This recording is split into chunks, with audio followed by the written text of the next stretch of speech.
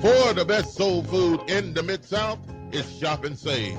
1499 South 3rd, 901-946-4303. Serving breakfast, lunch, and dinner. And some of the items on their menu consist of catfish, spaghetti, chicken and dressing, turkey wings, meatloaf, fried chicken, cabbage, yams, greens, salmon croquette, and the list goes on. Some of the best soul food you ever taste in the Mid-South, it is Shop and Save. 1499 South 3rd. Call them again at 901-946-4303. Been in business since 1991. Shop and Save, 1499 South 3rd, 901-946-4303 for some of the best soul food you'll ever taste.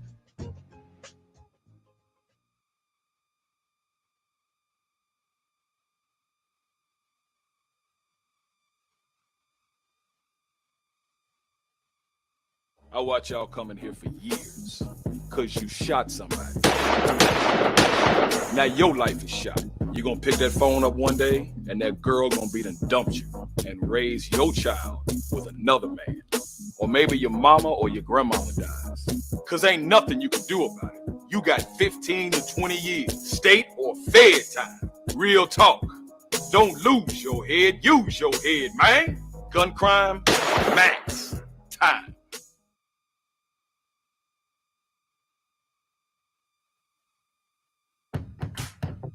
This pandemic has hit us hard, but Tennesseans don't stay down for long.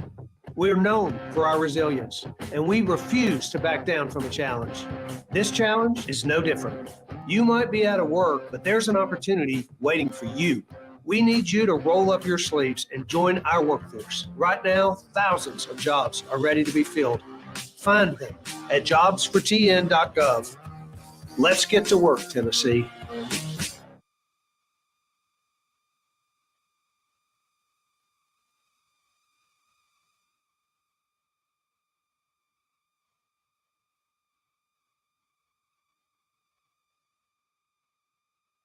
For the best soul food in the Mid-South, it's Shop and Save. 1499 South 3rd, 901-946-4303. Serving breakfast, lunch, and dinner. And some of the items on their menu consist of catfish, spaghetti, chicken and dressing, turkey wings, meatloaf, fried chicken, cabbage, yams, greens, salmon croquette, and the list goes on.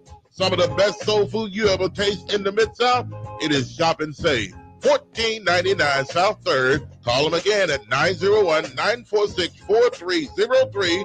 Been in business since 1991. Shop and Save, 1499 South 3rd, 901-946-4303 for some of the best soul food you'll ever taste.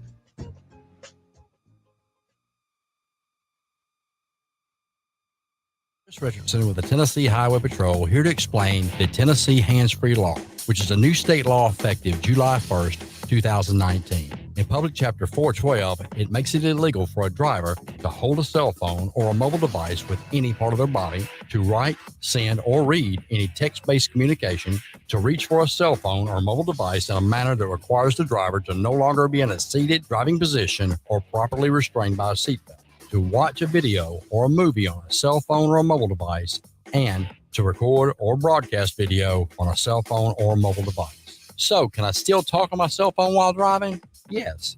A driver is permitted to use an earpiece, headphone device, or a device worn on a wrist to conduct a voice-based communication. The driver may use one button on a cell phone or mobile device to initiate or terminate voice communication, and voice-based communication may also be used to send a text message. Learn more at handsfreetn.com. This is Sergeant Chris Richardson with the Tennessee Highway Patrol. Pedestrian safety is a two-way street. Both drivers and walkers need to do their part to keep roads safe. When you're walking, remember, the drivers may not always see you, so remember to use these tips to continue to walk safely. Wear bright clothes. Always use crosswalks and obey signs. Lights and reflectors should be used. And finally, keep alert and do not walk distracted. This message brought to you by the Tennessee Highway Patrol.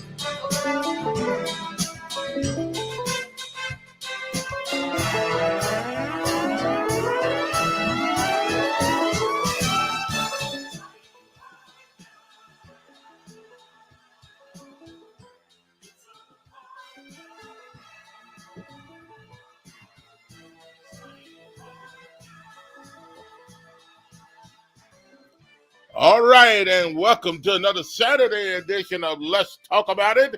And you got your host, Bishop Bob Midgett, and we're glad to be here today on this lovely Saturday afternoon. Yes, you found it. Let's talk about it, and we always have a special guest, and we do today, as always, another special guest live on our show today, and we're glad to have her on Let's Talk About It. Let's see. We have our special guest is standing by right now. It is a beautiful day, lovely day on the outside, and as a matter of fact, she is calling in right now. Call from Dorothy Cooper.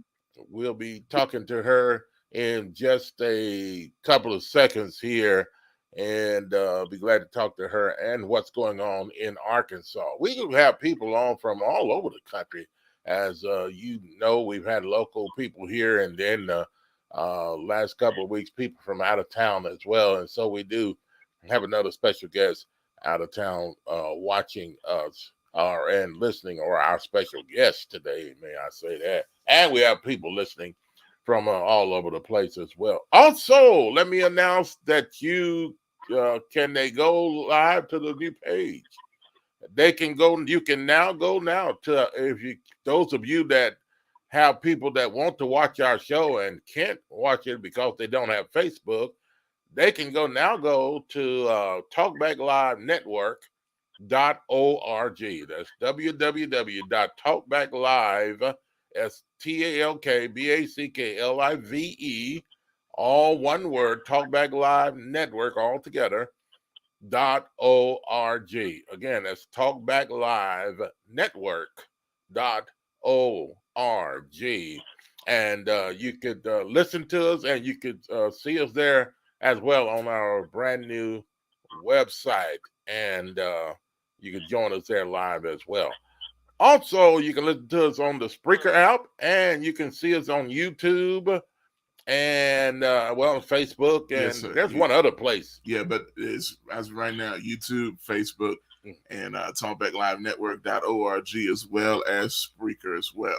Yeah. Also, when you talk about Talkback Live Network, when you go there, you want to click on Talkback Live Network TV, and there you will see the video feed live. There you go. Click on, once you get to the page, click on Talkback Live Network TV. Talkback Live Network TV, and you'll be able to see the video, live video stream right there on our website. All of you that are coming in, thanks for coming in. And now, ladies and gentlemen, let's get to our special guest. She is running for she is a candidate for District 9, I believe it is, in Arkansas. And we're glad to have her on today. This is not just a political show. There's a lot of things that she does. It caught my attention, and I want to talk to her. And ladies and gentlemen, we want to welcome to the show today, Ms. Dorothy Cooper. Ms. Dorothy Cooper, you're running for District 9 in the Arkansas area. Welcome to the show. Let's talk about it. Thank you so much for having me. Thank you so much for thinking enough of me to reach out and invite me to be a special guest. I appreciate it greatly. Yes, ma'am. Hey, look, tell us something about yourself. Are you from Arkansas, or are you from somewhere else in the South, or are you from the Northeast somewhere? Just talk to us.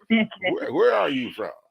Well, I am a born, 100% country girl, born in Crittenden County, Arkansas, in the small community of Terrell is where I'm from. Mm-hmm. And been there, like I say, majority of my life, and I love it.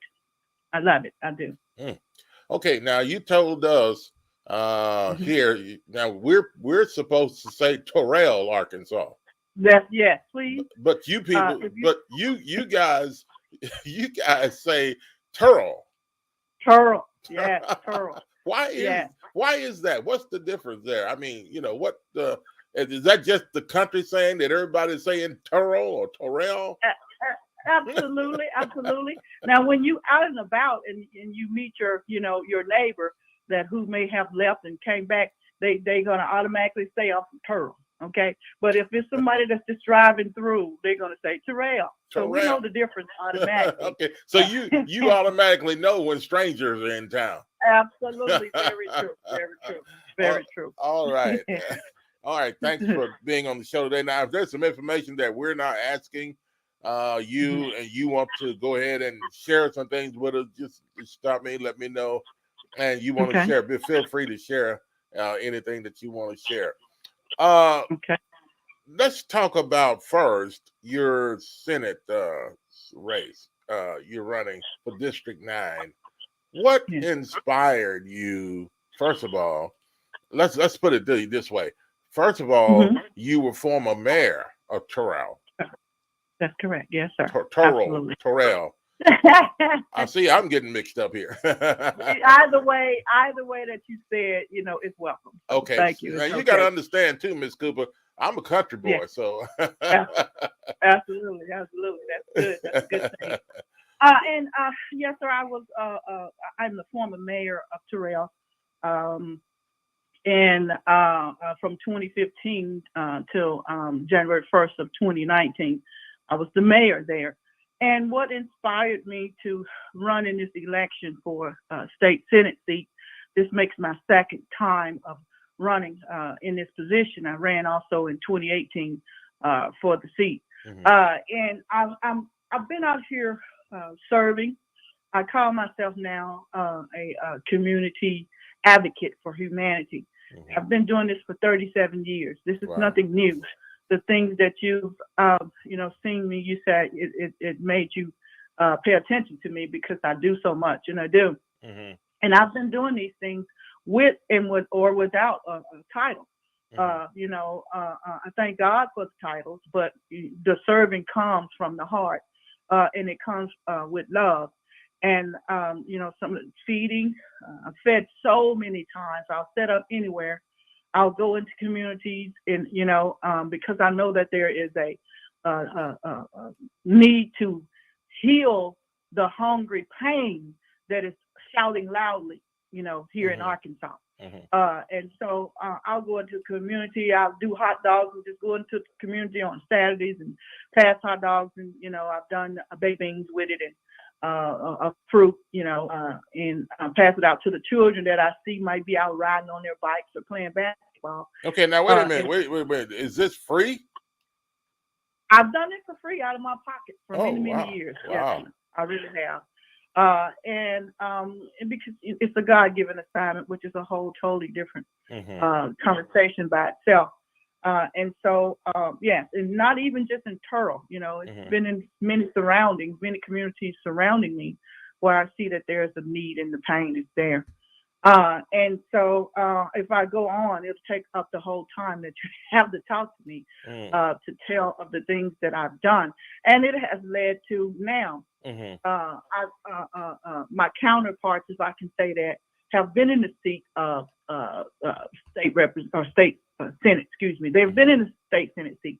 And the whole time that they've been there, I've been out here actually hands-on in it. And so I see the need. I feel the hurt. Right. I hug the hurt, of every individual that's out here hurting. And so I know exactly what I need to go in and do because I've done it already out here in the street. Mhm. So now I need to take it to the seat. I like to say I've done this for 37 years, preparing myself for such a time as this. And this is the time for me to be here. Okay, our guest, Ms. Dorothy Cooper. She is a candidate for the 9th District Senate seat. She's running in Arkansas, former mayor of Toro, Arkansas. Now, you were the first lady or first Black female, or which one is that of this city? Both are correct. I am the actual only female that has held the seat of mayor in the city of Turo. Out of 136 years, this has been in corporation. I want to say now maybe 137. If I'm off a little bit, forgive me. Mhm. But yes, it is. I'm the only female that has held the position. And I tell you, I went through a whole lot being in that seat, but I refused to give up. God wouldn't allow me to do so. First of all, because I was there with my heart for in ear for the need of the people, I should say. Yes, sir. Yeah. Okay. And talk to us about the Senate seat. And is there anybody holding this? Do you have an opponent or somebody that's running against you? This is going to be May the 24th, the primary election. That is correct. That is correct. Yes, sir. I do have one contender. Both of us are vying for the seat. The incumbent is decided not to rerun. That's who I ran against in 2018. But he decided not to rerun this time. And I don't know why. There would be something that he would have to discuss. But either way, I still is going to put my hat back in the ring again. This is a God-led position that I am in. And so I would just like to, tell the voters, because this while I'm out, who I'm having to reach out to now, because you got to understand how critical, as a voter, I'm a voter, you a voter, we have to understand how critical our vote is, because every time as a masses we come together and we vote for the same thing that we already getting or been getting, then we can't, we need to understand that what we're going to get is the same thing that we've been getting. And from what I see, our district here in Arkansas, we are hurting badly. And so I want to, be as honest as I can.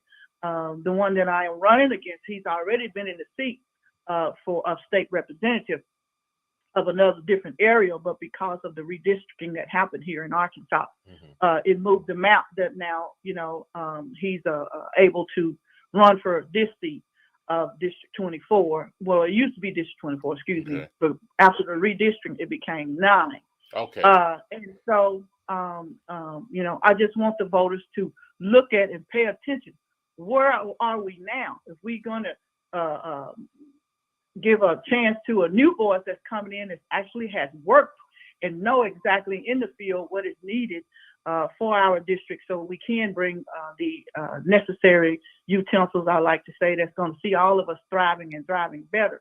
Or are we going to vote for the same thing that's actually supported, I'll say, by the incumbent, which was in the seat as well? Do we think we're going to get something different if we do that as a voter? So yes. Yeah, we're talking to Ms. Dorothy Cooper, former mayor of Toro, Arkansas, and we're glad to have her on today. She's running for District 9, the Senate seat in District 9. And are you the first lady to do this, to run for this district? Yes. Even with running in 2018, there had never been a female to run for the position. Now, this particular Senate seat has been in existence from my research on Google. I'll say google.com. This particular seat has been in operation 186 years is what I found. And there has never been a woman to win or run, or sit in the seat of this district. So I certainly to go out and win this position by the combined vote of the voters, I would be the first female to ever be in the seat. What makes you think, in your writing here, you said, I am going to make a great state senator for District 9. What makes you think that you're going to be that great senator for that district? Well, and if I can, I know because I've already done the things that needs to be done when you in a political seat. My mind is on humanity. Mm-hmm. And I'll even say my slogan is getting back to humanity, because we have forgotten about humanity, which is the main reason why we have any of these political seats. We've forgotten about the needs of the people. And I've been out here working for 37 years, specifically on the needs of the people. If I could say this, mm-hmm. I was told recently that the state of Arkansas was just allocated like $96 million to $100 million for small communities water department issues. Let me clap, and I'm going to say, yay, thank you for that $100 million. But at the same time, I also have to go further, and I have to say, in 2015, I was the one that was out here. I didn't hear anybody else. I was the one that was out there complaining because our small communities are hurting when it comes to our water department. Turl alone, right now, or back then in 2015, we had been facing a 10-year issue of our water shutting off to the whole entire town. So it was my voice that was going out and speaking before the powers that be, the grantors throughout the state of Arkansas, and sharing with them, hey, not only my small community is hurting over here, we about to lose our water system, but my neighbor next door got some problems going on as well. So if I were to go today and speak to that same committee, I would have to tell them, thank you again for that $100 million. But my issue alone in Turl right now, we probably would need about $10 million of that $96 million. Now, it's going to cover the whole entire state of Arkansas for small communities. But Turl, to complete our issues, to fix our issues, we would need probably about, I'm going to say from $8 to $10 million, because all of our pipings need to be replaced underneath the ground.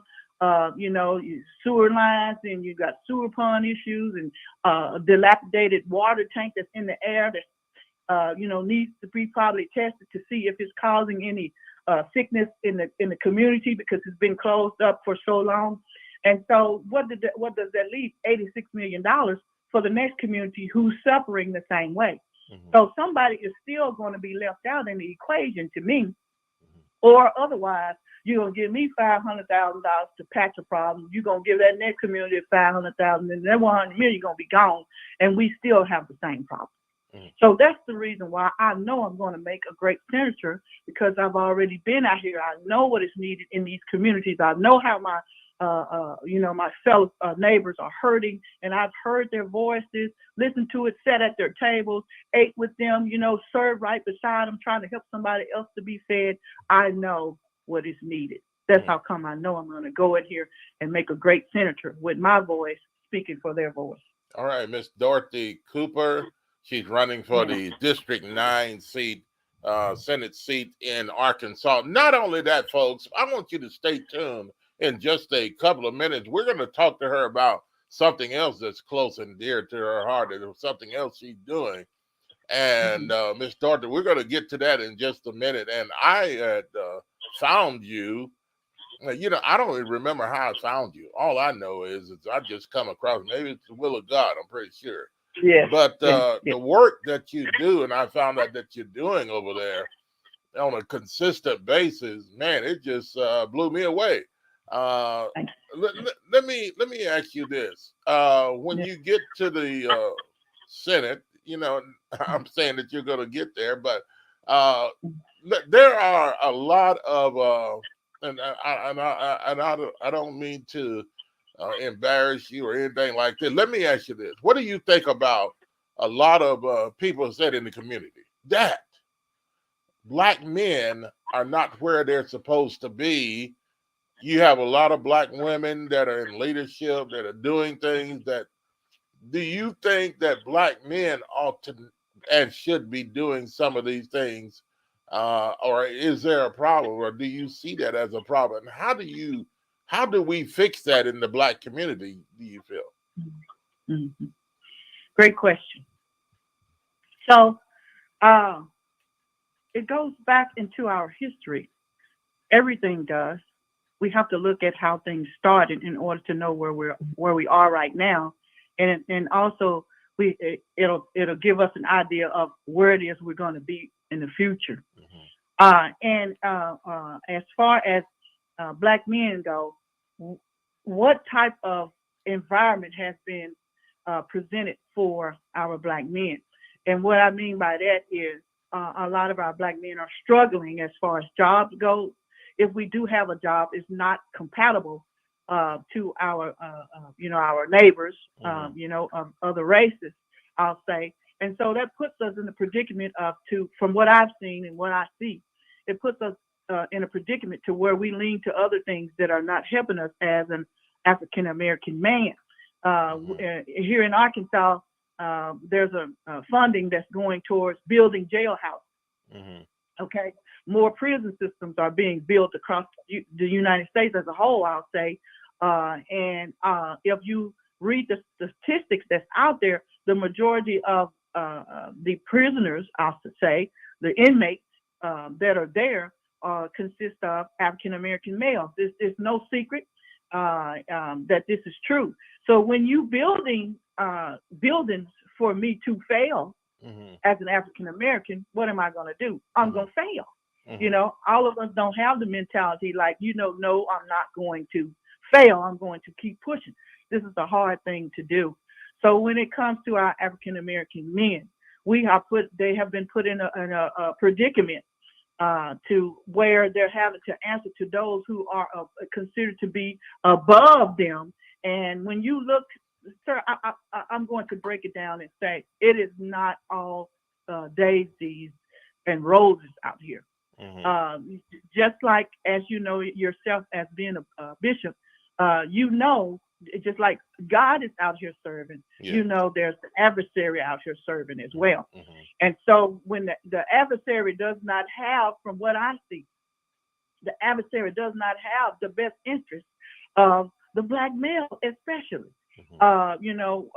Money plays a big part in it, if I can say it as well, because we're so lacking in things that we don't have.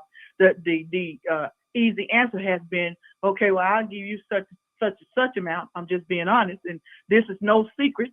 If we understand where we are today, and if we have been studying, then I'll give you such and such and to do such and such. And then when you come back to it, it doesn't pan out to be of the right nature.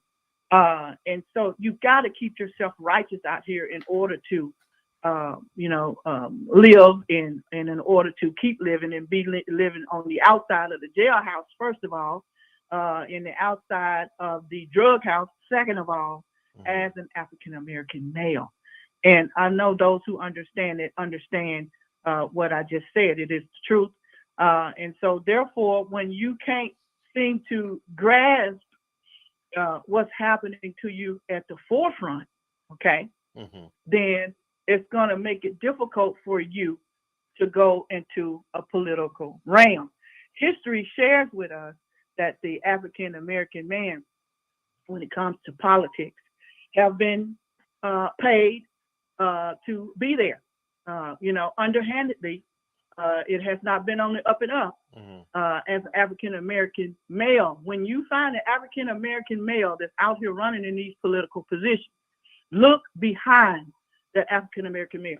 This is the truth. It's history.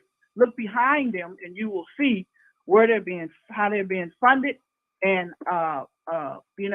what's their political thought, what kind of work have they done, and you will see exactly the reason why there's not as many African American males in politics as we would like it to be. This is a true statement. It's nothing that I'm trying to make up to make myself look good. No, right. This needs to change. It needs to change, and it needs to change quickly.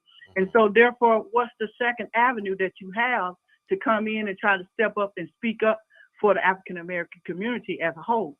That African American woman.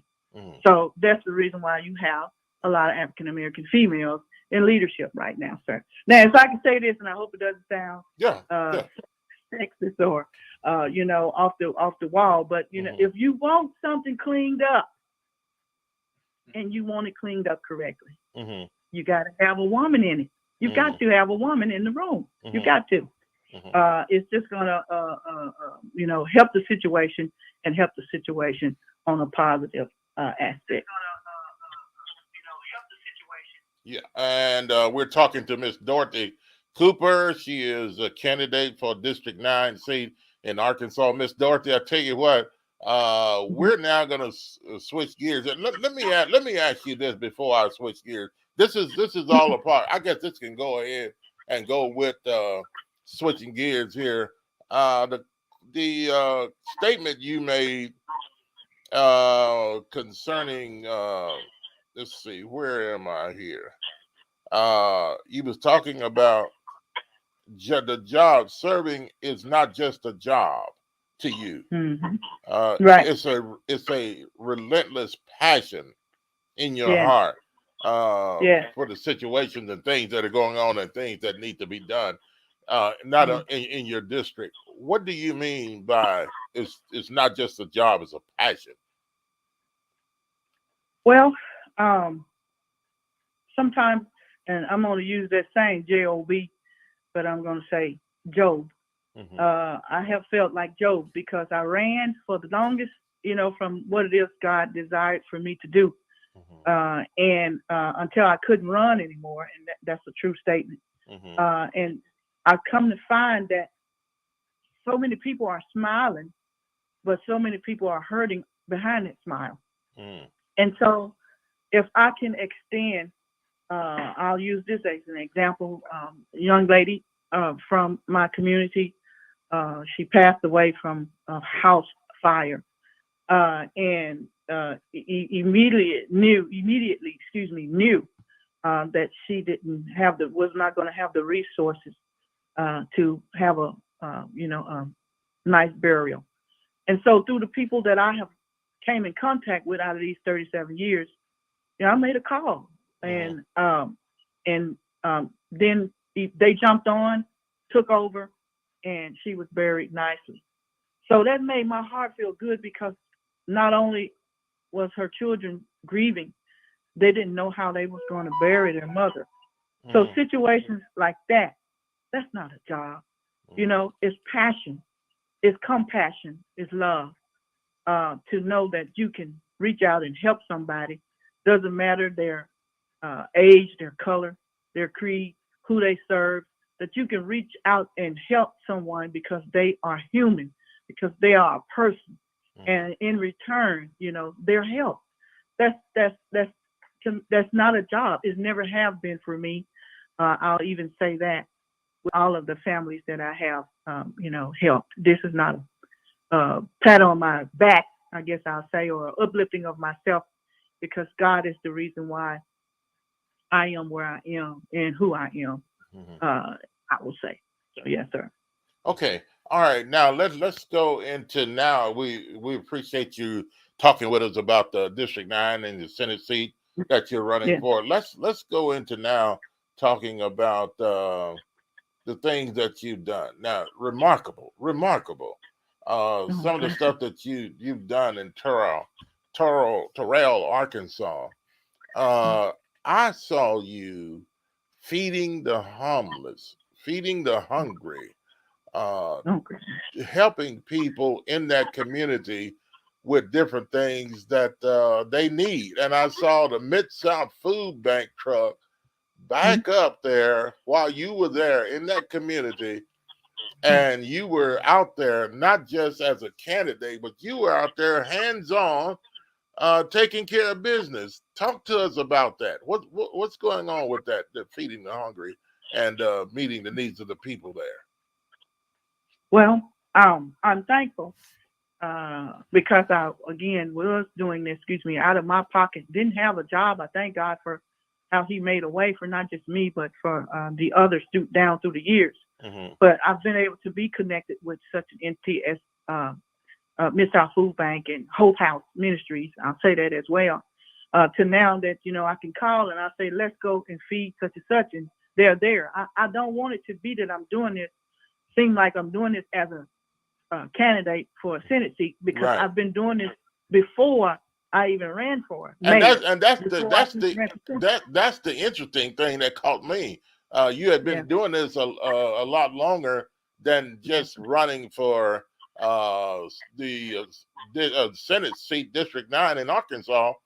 You had been doing this for a long time, so it's not just like a candidate that comes in and start running for office, and all of a sudden they get out there and start feeding the hungry and all these other type of things that you do, just to try to show people, or for an act, or for a film, or for television, or whatever. You're not doing this for that. This is something I found out you've been doing for some time.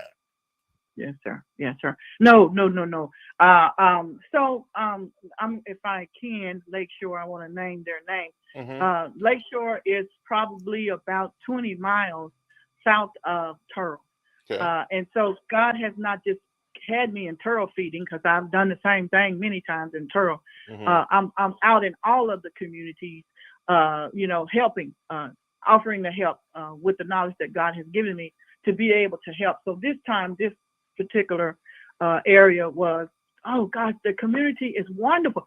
Throughout my years of living in Crittenden County, to hear of Lakeshore, oh, that's just Lakeshore. Oh my God, I'm so thankful that God connected me with Miss Cassie there at Lakeshore, because, she brought me in and we rolled the community. I was so thankful to see the things that I saw there and hear of the wonderful citizens. So I knew that I had to do something further, and that's when I reached out to, because the community is hurting. It is. It's a division there, just like with everywhere else. But there is a great need, and I know I have come to learn the first way to unite a community is through feeding a community. Feeding that, to me, is like pain, and a hunger pain is loud. When I go into a certain area, I can hear the hunger in it. And so my next thing was, called my connection, with the food bank, and I don't know if I can call her name or not, but called her and said, hey, let's go in here and let's feed some people, please. And she didn't hesitate. I want to thank the county judge, because we needed paperwork filled out, and I made a call to him, and he didn't hesitate. He signed it, and because, he, throughout the years, he's learned of my love for people, and, making sure that they're not hungry. But to go in there and to feed, we probably fed about 300 families that day from the food that was, given to us to pass out from Mid-South Food Bank. And I didn't want to go in there as a candidate, because I do it. I'm hugging when I see you. I'm hugging you. I don't care who you are, because I know that you're hurting, and I want to see what it is that I've been given the permission from God to do, so I can try to help you. If I can't help you, the whole man, I like to say, or woman, if I can't help you as a whole human being, let me help you through feeding that hunger pain in your stomach, and then your mind will be able to think better. You will be able to sleep a little better. You'll be able to do a little. You'll have a little more energy, is what I think when I do these things. And sir, it is not easy. That's a lot of work. Yeah. So it's a lot of work to make sure that the operation is operating correctly on putting those supplies in every car that comes up. But I'm just yet thankful. And so that's what you saw the other day, that everybody, let me put out everybody that helped. Thank you. Everybody that came. Thank you.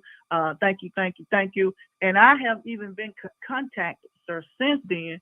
I missed it. When you going to do another one? I got kids this. I lost my job here. I lost my job there. I got a wife that's, battling cancer, and it sure would have helped. And so we getting ready to do another big season just like that, the same here. Probably in the next 2 weeks, I'll go it on and announce in Harvard Yard. There's another place that God has me working on too. We're going to be doing another big feeding just like that. Or distribution. That's the word I should use in Harvard Yard. Okay. What is your connection with the Mid-South Food Bank, and how did this start with you and the Mid-South Food Bank? Talk to us about that, because they're a pretty big program out there, and there's also another program behind them, which is Feeding America, is what it's called. Yeah.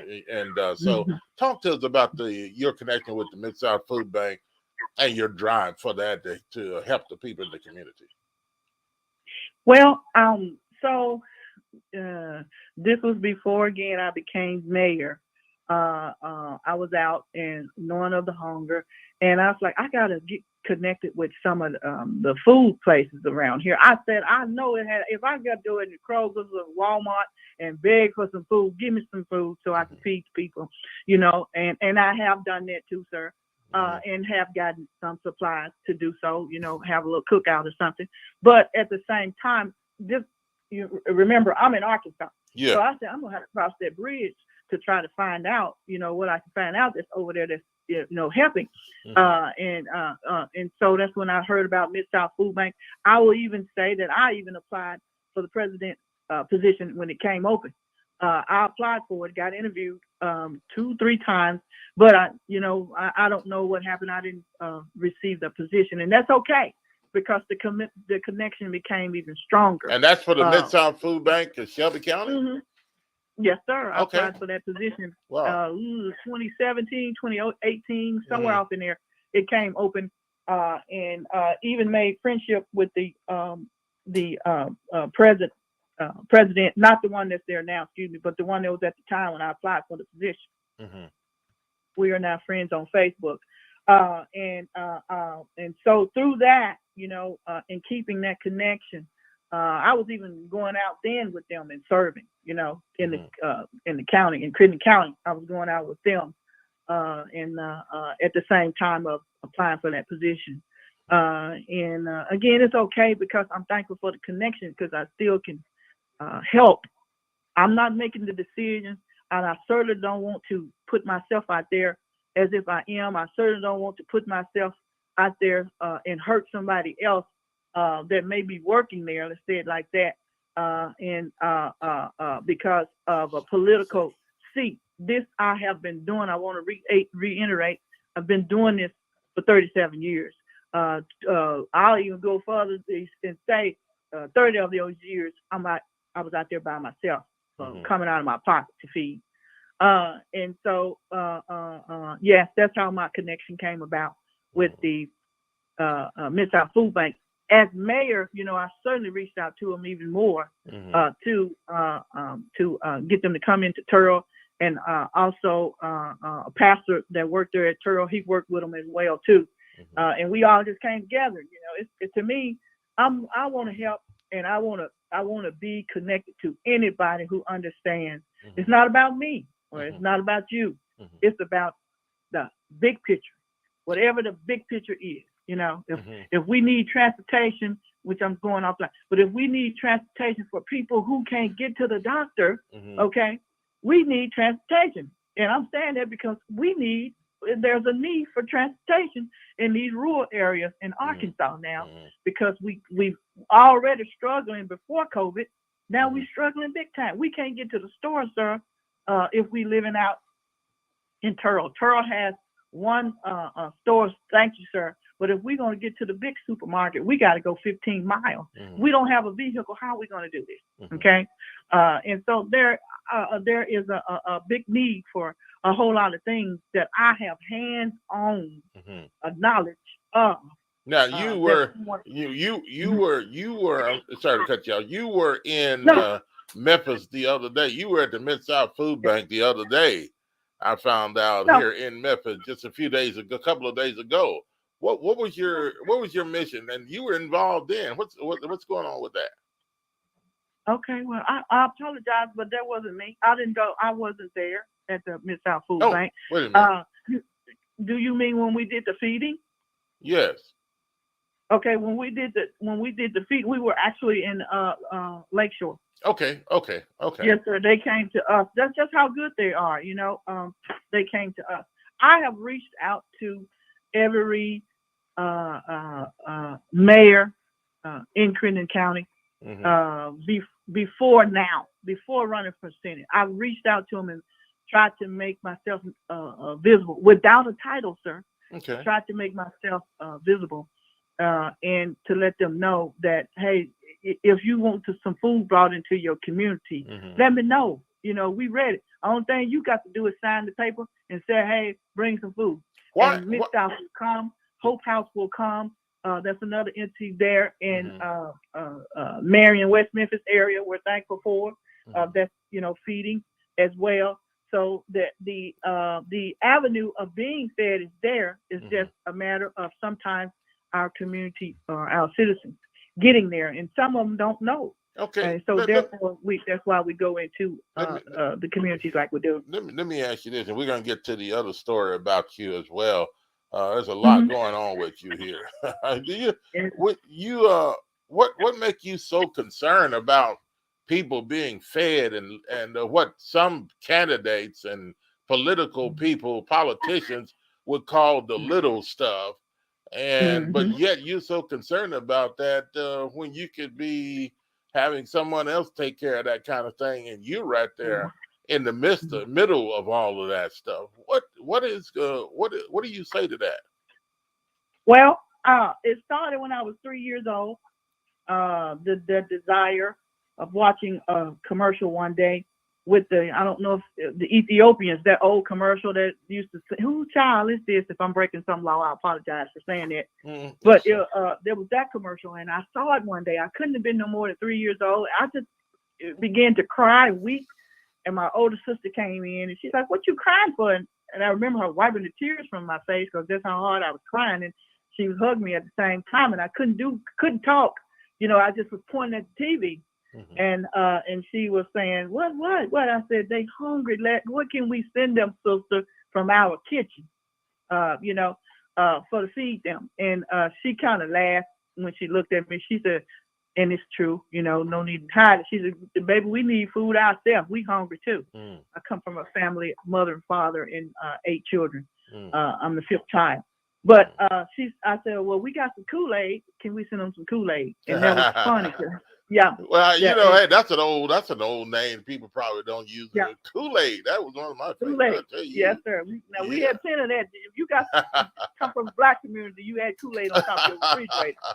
But that day sticks with me, and I always refer back to that because that's where that passion still is from, of helping people to be able to feed. If you got a hungry person, if your body is hungry, okay, you can't function on a job. You can't function in the schoolhouse, sir.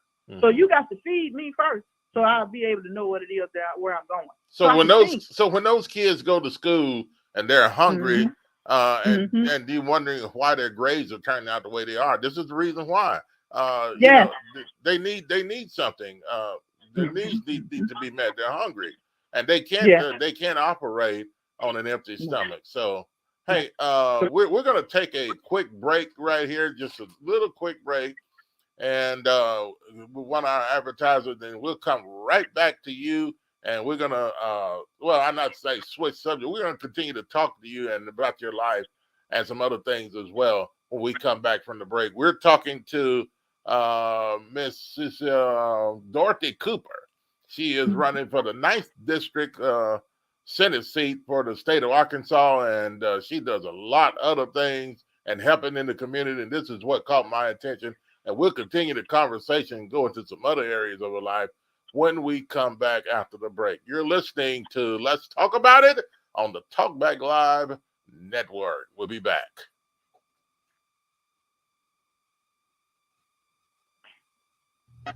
For the best soul food in the Mid-South, it's Shop and Save. 1499 South 3rd, 901-946-4303. Serving breakfast, lunch, and dinner. And some of the items on their menu consist of catfish, spaghetti, chicken and dressing, turkey wings, meatloaf, fried chicken, cabbage, yams, greens, salmon croquette, and the list goes on. Some of the best soul food you ever taste in the Mid-South, it is Shop and Save. 1499 South 3rd. Call them again at 901-946-4303. Been in business since 1991. Shop and Save, 1499 South 3rd, 901-946-4303 for some of the best soul food you'll ever taste.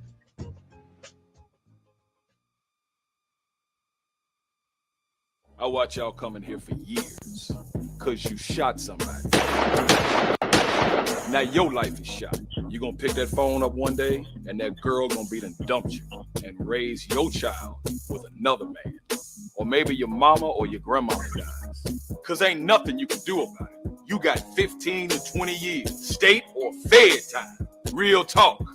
Don't lose your head, use your head, man. Gun crime, max time.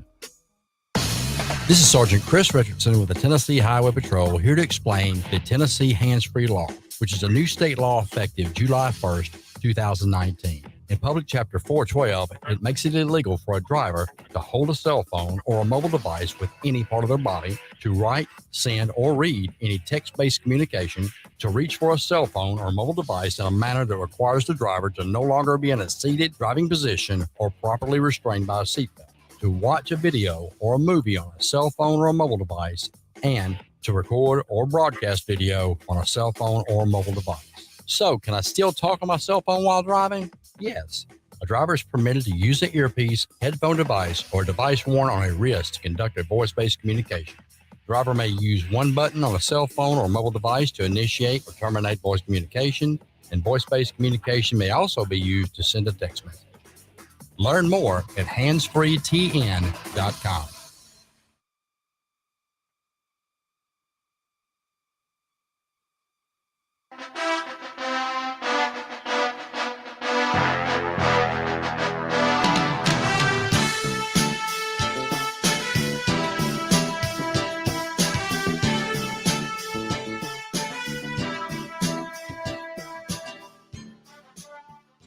All right, and welcome back to the show. Let's talk about it.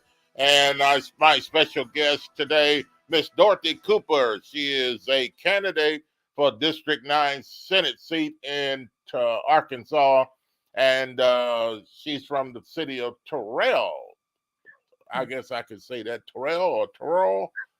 They say over there, Arkansas, and we're glad and honored to have her as our special guest. Not only is she a candidate for a particular office, and we want everybody to go out and vote for her as a Senate, and I think she'll make a very, very good person in office there, and not just someone going into office and just to have a seat, and then they sit back and then you don't hear from them anymore. And if you call their office, they're gonna get upset. What are you calling me for? You know, all that kind of stuff. What do you call my office for? You know, and all that. So I don't think she's gonna be that type of person. So go out and voice your opinion. It's May 24th, the primary election. So vote for her and get her in the seat. Now, another reason I believe that you ought to be in that seat, which what we're going to talk about now. We've talked about several things. Is that you're a born again believer. You believe in Jesus Christ, and you talk strongly about that, and you don't hide it. Some people try to hide what they believe in when it comes to their salvation and things of that nature. Why are you so boastful in speaking about your life? Talk to us about that, Ms. Cooper. Well, I'm going to give you the short version, as short as I possibly can. And thank you for the accolades that you presented when coming back on. Mm-hmm. Thank you for that. Again, like Job, I ran, but God caught me one time back in 2011, I'll say. And he placed me flat on my back. I like to say for 3 days. I couldn't move. Only thing I could do was, again, lay flat on my back. I do not ever remember going to sleep. I just remember the sun rising and the sun going down, and the sun rising, sun going down. This is a true story, sir. Wow. And at that time, I had been brought back to Turl from Little Rock. There was taking care of uncle and aunt that has since passed on. But anyway, God sent me back to Turl. I didn't want to come. I was like, Lord, I'm trying to start a new life because I had been in Turl all of my life. I worked at the school system. Another thing that I've done, put in over 20 some years in education there, working in the educational department. But God brought me back in 2011, And so I ended up living in the back of the church in a room where my sister and brother-in-law were the pastors there in Monterey, Arkansas. And so he put me on my back one night, and I couldn't move. I could just hear on my right side. I heard, like a voice speaking unto me, not in a natural voice like I'm talking now, but it was speaking into my right ear. And then on my left side, I have to share this. On my left side, the voice was even deeper, but it didn't sound of a nice nature. Let's say it like that. And so there on my flat on my back, and my sister would come in first, and she would pray. Ooh, I can remember hearing her pray, because I just would feel tears falling out of my eyes, trying to understand what was happening. But anyway, then she would call in my brother-in-law. Then my brother-in-law would come in and pray. I remember them putting their hands on my forehead and just praying for me feverishly. And so as we went on, as the time went on, I just, those 3 days later, I was able to move. And when I moved, I remember standing up on the side of the bed. Wow. And I, stretched my arms, and I was like, oh gosh, I'm hungry. That's what I said, because I hadn't eaten. And then I said, excuse me, but this is what I said. I said, well, first I need to take care of my body, because I hadn't, taken a shower or anything. So I got myself dressed, and I was hungry, and they had a kitchen part, and I came out, and they were shocked to see me, and they began to praise God right there where they were, because I had gotten up and dressed and was getting in the kitchen and getting me something to eat. But while in the kitchen and wiping out my plate, I like to say a spirit fell upon me. Okay. It's okay. And so it's fine. It's fine. The Holy Spirit is moving. Thank you, Lord. Thank you. It's okay. Excuse me. And so the Spirit began to twirl me, and I began to speak in tongues. It twirled me, and it had control of me, and it was twirling me down the foyer. And my brother-in-law and my sister were behind me, asked me, what's going on? And I was talking, I was speaking. I know what I was saying, but I was speaking in tongues as the Spirit had control of me, was twirling me and twirling me all the way into the church party. Right before the pew, it's like I felt two hands touch me on my shoulder, and I fell to my knees. As soon as I fell to my knees, now, I began to regurgitate. Now, I hadn't eaten in 3 days, but it was a clear form that I was that I had was regurgitating out of my mouth. I could see the form folding over my hands. There was thick form, lots of it, and so I closed my eyes. And when I closed my eyes and opened them back up, rather, it wasn't even 2-3 seconds when I opened my eyes back up, because it was kind of hurting as I was regurgitating. It was kind of hurting as it was coming out. And I saw the clear liquid, but when I opened my eyes back up, just that quick, it was so much, it had formed all over the floor in front of me. And it was so much, and when I opened my eyes back up, it was gone. And so I was panting, and I'm like, what is going on? And I remember kept saying, what is going on? By this time, my brother-in-law was walking around the church and just calling on God and calling on, just praising God. And my sister, had went in the other room and started praying. And so as soon as I tried to open, and say what is happening to me, I felt like a palm of the hand. Now, there's nothing there, it's an invisible palm, I'll say. And it hit my forehead. And immediately I just fell back like in a slow motion, and my hands went straight out, and I was straight out on the floor. Wow. I could see my brother-in-law loudly praying, but I could barely hear him. So the power of God is real in your life. Well, while my hands were out and I'm on the floor, excuse me, I heard a voice come into my right ear. And the voice clearly said to me, be patient. Don't give up. Great things great things. Great things. That was in 2011. And once it left, immediately I got up. I told my brother, I got to go. I got to go to Turl, sir. I can't leave Turl until I get through with what God told me to do there. That's when I started. My first thing I had to do was feed a community that I had nothing, no supplies at all. I've shared this on my page. No supplies at all, sir. I had nothing. God, I have nothing. Got talked about real bad about, the people. But I did what God said because I didn't want that whooping anymore. I felt like it was a whooping to be going through all of that. And when I got through and got everything together and asked for donations from churches, we fed 125 people that day. And then I went on, and the Lord spoke and said, I need you to do a library, short version. Sir, there's a library there in Turl. I had nothing. I had no building, no books, nothing, sir. I had no land to put a building on.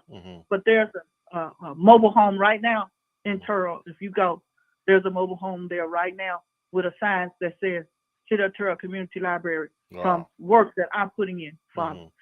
God, I have to call and tell God, thank you, that he guided me how to do it, who to go to, and it happened.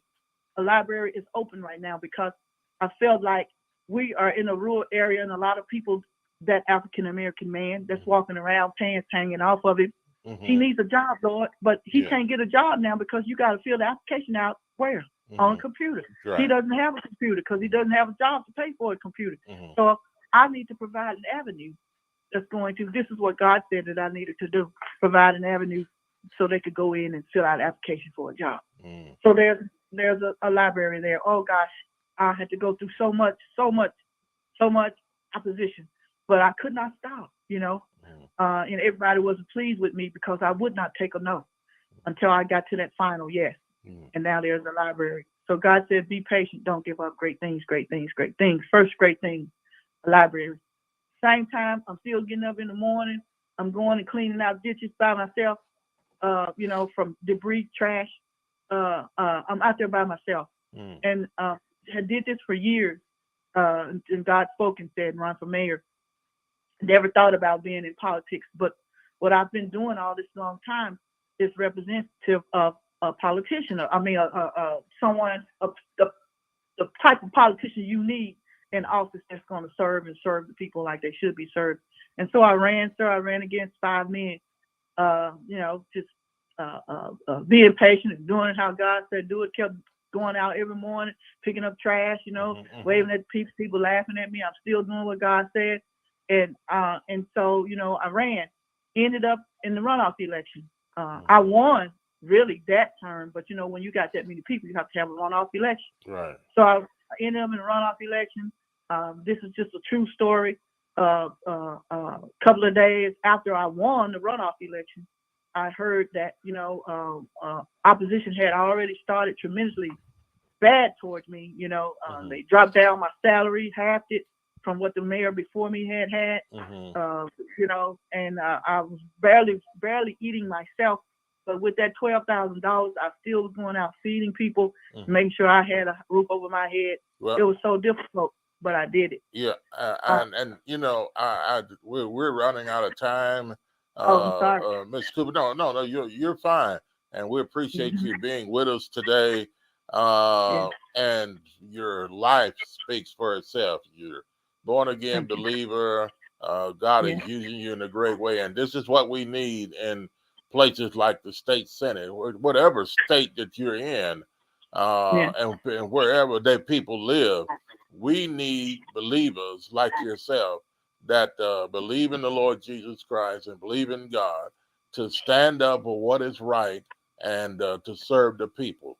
And this is what it's all about. And Miss Dorothy Cooper, she is a candidate for the 9th District Congress Senate seat in Arkansas. And we want to thank you for joining us today and your big testimony you shared with us and your life and all that. And we really appreciate it. What a testimony.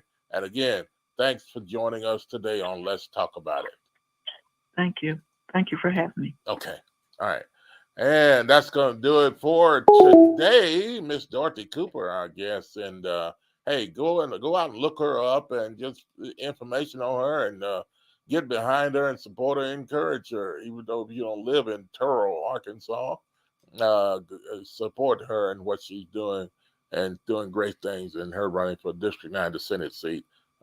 What a powerful, powerful woman of God and testimony. And I think she'd make a good candidate for where she's running for District 9. Hey, that's going to do it for us today. Let's talk about it coming up this afternoon, later on around 4 o'clock.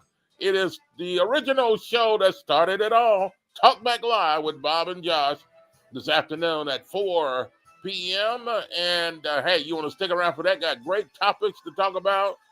And, man, you don't want to miss these topics. I guarantee you don't want to miss it. It's coming up this afternoon at 4 p.m. And we'll see you then. Thanks for joining us for this edition of Let's Talk About It. Have a good afternoon.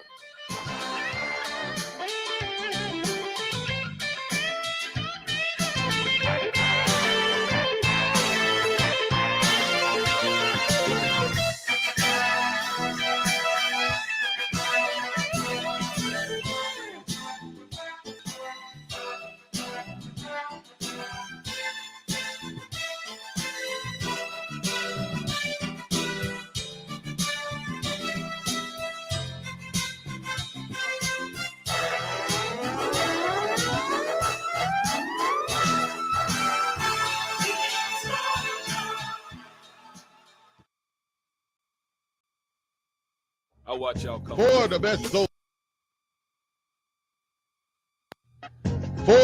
soul food in the Mid-South, it's Shop and Save. 1499 South 3rd, 901-946-4303. Serving breakfast, lunch, and dinner. And some of the items on their menu consist of catfish, spaghetti, chicken and dressing, turkey wings, meatloaf, fried chicken, cabbage, yams, greens, salmon croquette, and the list goes on. Some of the best soul food you ever taste in the Mid-South, it is Shop and Save. 1499 South 3rd. Call them again at 901-946-4303. Been in business since 1991. Shop and Save, 1499 South 3rd, 901-946-4303 for some of the best soul food you'll ever taste.